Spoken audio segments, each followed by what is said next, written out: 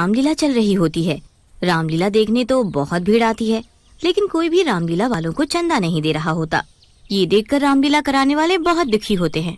किशन, जो कि रामलीला कमेटी का मैनेजर होता है, रवि से बोलता है, रवि भैया, इस बार तो चंदा बहुत कम आ रहा है।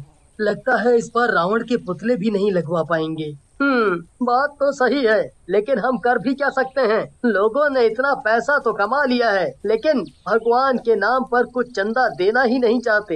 अरे तुम चिंता मत करो, राम जी है ना, वो कोई ना कोई रास्ता जरूर निकालेंगे। दोस्तों, उदास होने की जरूरत नहीं है। हमें रावण के पुतले के लिए स्पॉन्सर मिल गया है, वो हमें पैसे देगा। बिट्टू की बात सुनकर सारे खुश हो जाते हैं। रामलीला के 8वें दिन रावण, कुंभकर्ण और मेघनाथ के पुतले मैदान में लग जाते हैं, लेकिन शायद गांव वालों की किस्मत खराब होती है। वहाँ से एक चुड़ैल निकलती है। वाह, कितने बड़े बड़े पुतले हैं, क्यों ना इन्हीं में कुछ दिन रह जाऊं। ऐसा कहकर चुड़ैल और उसके 2 शैतान तीनों पुतलों में समा जाते हैं। उनके पुतलों में घुसते ही पुतले जिंदा हो जाते हैं। उनकी आंखें असली की हो जाती हैं और वो बोलने लगते हैं। बड़ा ही मजा आ रहा है, लेकिन मुझे अब भूख लगी है। मैं क्या खाऊं? मेघनाथ, चलो गांव के अंदर चलकर देखते हैं, कुछ न कुछ खाने को जरूर होगा। अरे गजोधर, हम अभी अभी बहुत बड़ा रावण का परछाई देखा हूँ। पुत्तन की बात सुनकर गजोधर हंसता है और बोलता है, बोला था दशहरे में मत पिया कर। हाय पापी, तुझे चढ़ गई है। तुझे रावण दिख रहा है। हाय, अभी हनुमान जी भी देखेंगे, तुझे अपनी गदा से ही पीटेंगे। हाय। नहीं नहीं गजोदर भैया, मैं सही कह रहा हूँ। मैंने किसी पुतले को देखा है, मेरा तो सारा नशा ही उतर गया। लेकिन गजोधर उसकी बात नहीं मानता और हंसने लगता है। तभी वहाँ रावण, मेघनाथ, कुंभकर्ण के पुतले आ जाते हैं। उन पुतलों को देखकर गजोधर बोलता है, अरे फंस गया रे, ये मनोज पुत्तन सही कह रहा था। ये पुतले तो सचमुच जिंदा हो गए। अरे पुत्तन, भाग जल्दी यहाँ से, नहीं तो हम गए आज। ऐसा कहकर पुत्तन और गजोधर भागने लगते हैं, लेकिन गजोधर की स्पीड कम होने के कारण तीनों पुतले उसे पकड़ लेते हैं और मार डालते हैं। उधर पुत्तन गिरते पड़ते गांव के अंदर पहुंच जाता है और जोर जोर से चिल्लाने लगता है, अरे गांव वालों सुनो, बाहर आओ, देखो रावण के पुतले जिंदा हो गए। ये मुझे मार डालेंगे। अरे बाहर आओ। लेकिन पुत्तन की बात सुनकर कोई बाहर नहीं आता। एक गांव वाला बाहर जाने की कोशिश करता है तो उसकी पत्नी बोलती है, अजी कहाँ जा रहे हो जी? इस शराबी पुत्तन की बात सुनकर घर में ही बैठो। लेकिन वो कह रहा है कि कोई पुतला उसकी जान ले लेगा।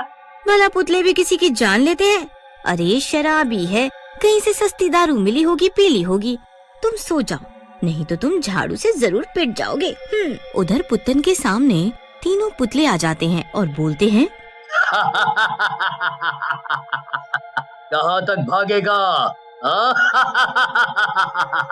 भला मौत से भी कोई भाग सका है? ऐसा कहकर रावण के पुतले पुत्तन को भी मार डालते हैं और अपनी जगह पर जाकर खड़े हो जाते हैं। अगले दिन पुत्तन और गजोधर की लाशें देखकर गांव वाले घबरा जाते हैं। गांव वाला अपनी पत्नी पर गुस्सा होकर बोलता है, कल बहुत उछल रही थी तू, है? मैंने कहा था ना, देखने दे, कुछ तो गड़बड़ है बाहर, लेकिन तुमने मुझे जाने नहीं दिया। इन दोनों को मार डाला किसी ने। देख। अरे मुझे क्या पता था ये शराबी सच बोल रहा है। मुझे तो लगा इसने ज्यादा पी ली है और बहकी बहकी बातें कर रहा है। गांव वाले दोनों का अंतिम संस्कार कर देते हैं। रामलीला के मैदान पर पुतले आपस में बातें कर रहे होते हैं। तो कुंभकर्ण और मेघनाथ, कल मजा आया ना लोगों को मारकर? सही कहा भ्राताश्री, सही में मजा आया, मजा। मैं तो असली का कुंभकर्ण महसूस कर रहा हूँ अपने आप को। सही कहा कुंभकर्ण जी, मुझे तो लग रहा है जैसे हम रामलीला के समय में पहुंच गए हो। उन तीनों की बातें वहीं पास में काम कर रहा राजू सुन रहा होता है। वो किशन के पास जाकर बोलता है, किशन भैया, हमको लगता है ये तीनों पुतले जिंदा हैं। आज ये तीनों पुतले बातें कर रहे थे। पुतले पुतले आपस में बातें कर रहे हैं। किसी और से मत बोलना, नहीं तो लोग तुझे पागल कहेंगे। नहीं नहीं किशन भैया, आप चाहो तो खुद देख लो।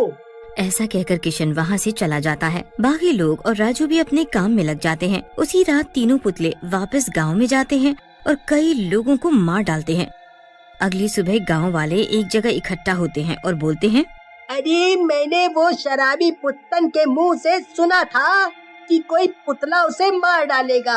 कहीं ये रावण के पुतले का तो किया धरा नहीं। सही कह रहे हो भाई तुम, कल मैंने भी कुछ परछाइयाँ देखी थी। तभी वहाँ सरपंच जी आते हैं और बोलते हैं, अरे तुम चिंता क्यों कर रहे हो? अगर ये पुतलों का किया धरा है तो आज दशहरे का आखिरी दिन है, शाम को जला देंगे इन पुतलों को। फिर गांव वाले बेसब्री से शाम होने का इंतजार करने लगते हैं और जैसे ही शाम होती है सारे के सारे रामलीला मैदान पर पहुंच जाते हैं। राम जी पुतले को जलाने के लिए अपना बाण चलाते हैं, लेकिन पुतलों को कुछ नहीं होता। ये देख राम जी किशन को बोलते हैं, किशन, कहीं ये पुतले गीले तो नहीं हैं? आग वाले बाण के लगने के बाद भी ये नहीं जले। नहीं नहीं, पुतले तो बिल्कुल सूखे हैं। रुको, मैं देखता हूँ। किशन पुतलों को देखने के लिए जैसे ही पुतलों के पास जाता है, पुतले जिंदा हो जाते हैं और जोर जोर से हंसने लगते हैं। देखने की जरूरत नहीं है किशन, हमारा ये आग कुछ नहीं बिगाड़ सकती। ऐसा कहकर रावण किशन को पकड़ लेता है और मारने की कोशिश करता है, लेकिन तभी लक्ष्मण जी अपना बाण चलाते हैं जो रावण के हाथ में जाकर लगता है। किशन उसके हाथ से छूट जाता है। किशन वहाँ से अपनी जान बचाकर भाग लेता है। ये देख रावण को भी गुस्सा आ जाता है। तेरी ये हिम्मत लक्ष्मण, तूने मेरा शिकार छीना, मैं तेरी जान ले लूंगा। ऐसा कहकर रावण लक्ष्मण को उठाकर पटक देता है। लक्ष्मण वहीं बेहोश हो जाते हैं। कुंभकर्ण और मेघनाथ दोनों को मारने लगते हैं। लोगों में भगदड़ मच जाती है। तभी वहाँ बिट्टू आ जाता है और बोलता है, रुक जाओ दुष्ट, मेरे रहते तुम किसी का कुछ नहीं कर सकते। तो तू अपने आप को असली का हनुमान जी समझ रहा है? कुछ नहीं कर पाएगा हमारा, ये कलयुग है। बिट्टू अपनी गदा से उन तीनों को छू देता है। जैसे ही हनुमान जी की गदा उन तीनों पुतलों से टच होती है, वो शैतान और चुड़ैल पुतलों से बाहर आ जाती है और गुस्से में बोलती है, तूने मेरे जादू का चक्र तोड़ दिया, मैं तुझे जिंदा नहीं छोड़ूंगी। लेकिन बिट्टू पर तो जैसे असली हनुमान जी का साया चढ़ जाता है। वो अपनी गदा से मार मार कर तीनों को मार डालता है। उसके बाद राम जी तीनों पुतलों को